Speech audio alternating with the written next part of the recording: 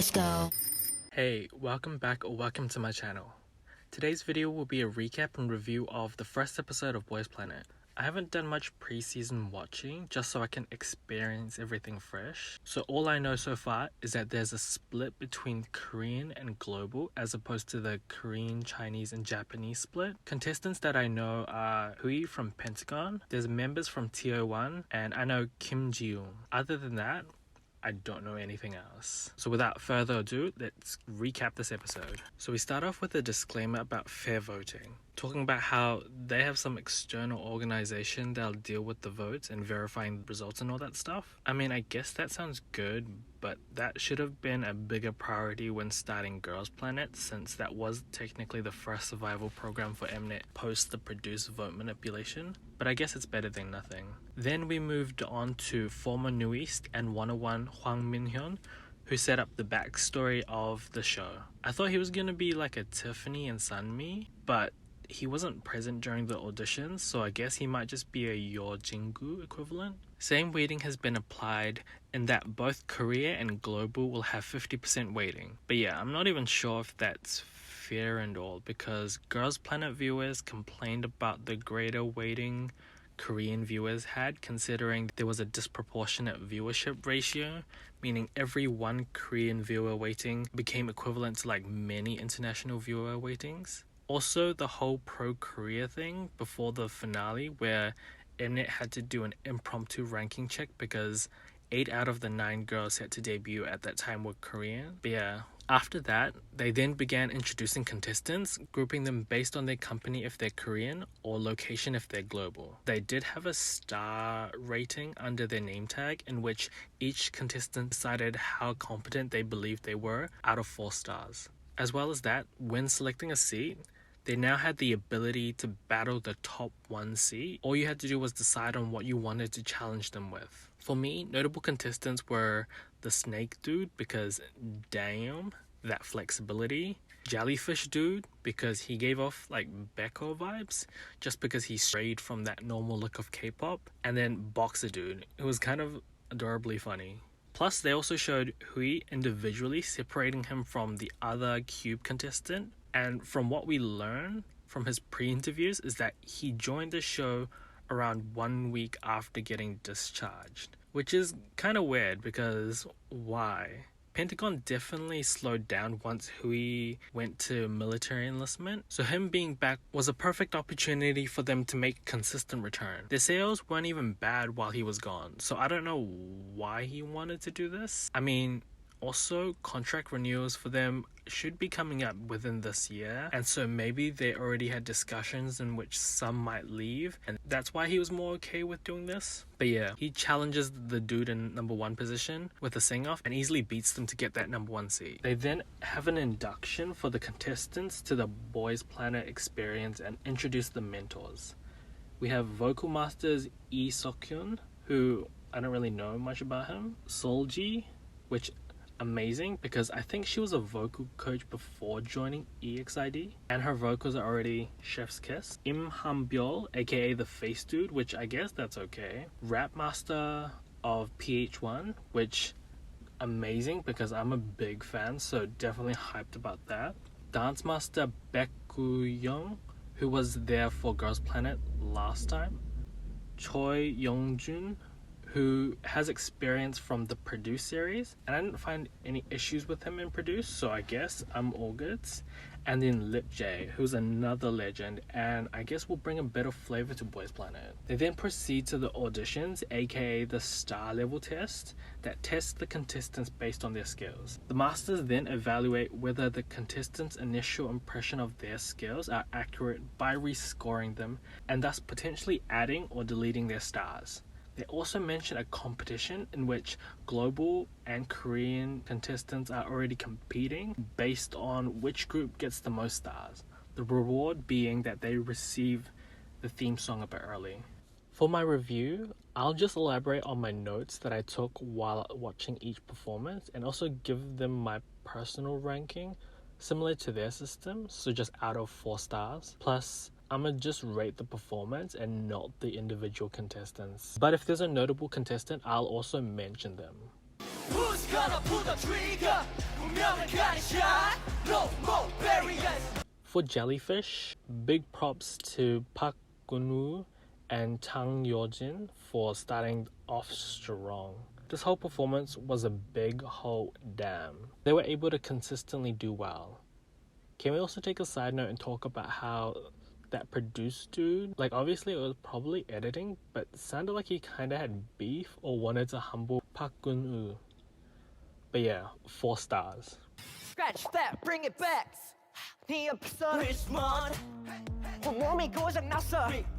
For Wake One, that prep beforehand kinda set them up for high expectations, not gonna lie. It sounded pretty good, and their facial expressions were legit. Also, they added gymnastic theatrics to it, which was pretty cool. So I would give this a 3-star, just because I feel like there was something slightly minorly off with the vocals and dance. Not me thinking I know what I'm talking about, but like it was just like that 0.5 off each of those two things. I don't know, to warrant the 3 stars.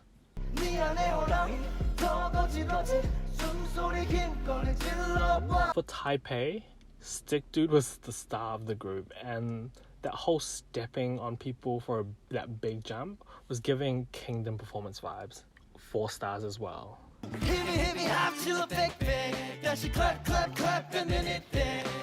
For America, Jay stood out like a sore thumb, but in a good way.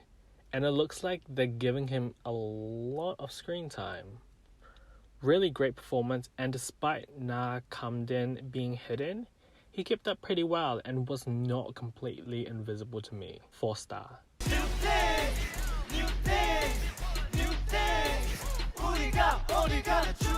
For Yuhua Global, it was pretty dope. Hit the high note, and their dance was pretty cool as well. 3.5 stars. Only because it kind of lost slight impact towards the end. Let me introduce them to some new things. For Yuhua Korea, Han Yoo-jin was brought to the spotlight, but Kim Kyubin kind of caught my eyes a bit more. I don't know if it's because they were wearing all black, but that whole performance felt more powerful and forceful. 3.75, just because they kind of felt the same, but like a slight sprinkle of better? Yeah, I don't know.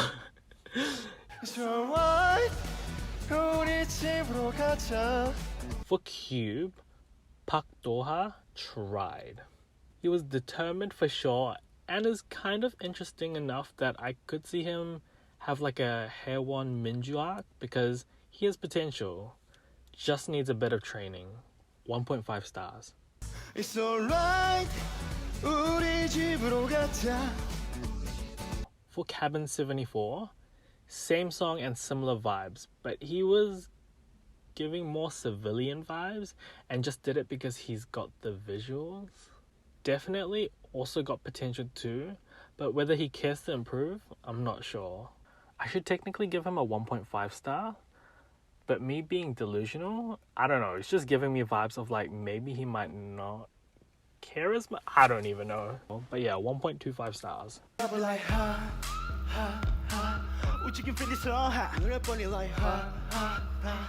For Sichuan, there was a lot of issues, but the singing was not bad. A lot of work is definitely needed.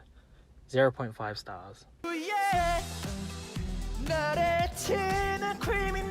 For Great M Entertainment, they were very ambitious to try Taemin's Criminal because of how hard the actual choreo and singing and doing all of that together is. Watching the YouTube full stage is actually better than I thought, and it's not as bad as what the show actually aired on the broadcast, but still needs a bit of vocal practice. 1.5 stars. Girl, 말해줘 네 마음 바래 지금. Baby 같이 올라가자 내 위로. All I wanna do. For Canada, Matthew Sok, he kind of looks like Lee Haun from Produce 48 mixed with Min-seok from EXO. Very vibey performance, but because of the song, I wasn't able to completely feel like K-pop vibes. I don't know. 3.5 stars. I'm beautiful. But hey, yeah. For Studio Glide, incorporating that whacking, tutting was kind of amazing, and his vocals were pretty good. But I did kind of feel the Mentos comments was kind of true in that his audition didn't stand out as much compared to when he did that whole collaboration battle thing with Lip J. 3.5 stars. 사랑하는 지질이 그래 나는 모조리 For Tokyo, they were pretty vibey enough to capture the crowd's attention, and some parts were pretty good as well. But there's still a lot of issues that they'll need to kind of work on. 2 stars. And then finally, we have Hui, who basically got the same Eugen editing. Oh Lord. Again. To which maybe there's something wrong, but I feel like it might just be Mnet editing. As well as that, it seems as though they skipped over a few auditions, which I guess indicates Mnet's not even going to try with giving them much screen time. But yeah, here's my quick reviews for these ones. Goes down, down, baby. Leading me on moment. Goes down, down, baby. For Thailand, their dance was pretty good, but vocals kind of need a bit of improvements. But definitely want to keep my eyes on Winnie because he definitely has potential. 1.75 stars.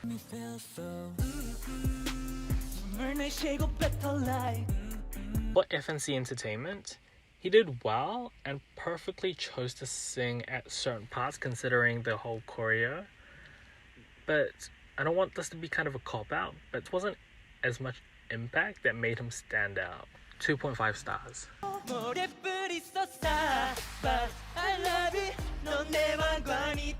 For IT, dancing was also good, but they need to kind of develop their vocals a bit more. 1.5 stars.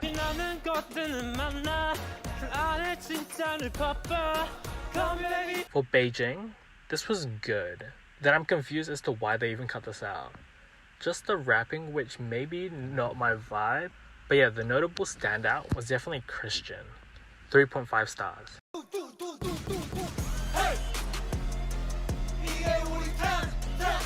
For Guangdong, another instance where dancing was better than singing. 1 star. For Willem, same thing. Dance over singing.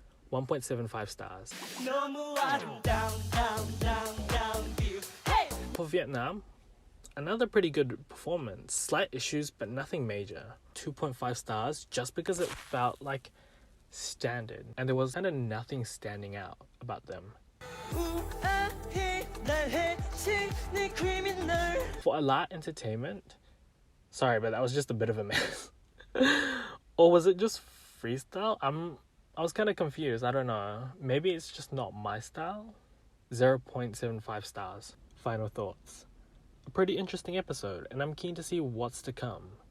In the previews, we see more auditions, the Boys Planet introducing their theme song, Solji calling someone deaf, and re-evaluations, which I think is giving kind of producer vibes. I know the theme song's already out, but I kind of want to wait until next week to see what it sounds like, just because I want to finish the rest of the auditions and all that stuff. But yeah, in no particular order, these are my top 7. Jellyfish's Park Gun-woo, America's Jay, Yuha's Kim Kyubin, MNH's Matthew Sok, Studio Glide's Sung Han Bin, Thailand's Winnie, and China's Christian. In saying that, is it a 9-member group? Because I don't think I've heard anyone properly confirm how much people are gonna debut. But yeah, anyways, that's it for the recap. Thanks for watching and let me know who your current picks are and how you're feeling about Boys Planet. Also, do you guys enjoy the recap portion of this video? Or should I just go straight into the reviewing the performances? Let me know down in the comments, as I plan to continue this each week on top of my fortnightly usual video. So please like and subscribe and keep up to date, and I'll see you in the next video. Bye!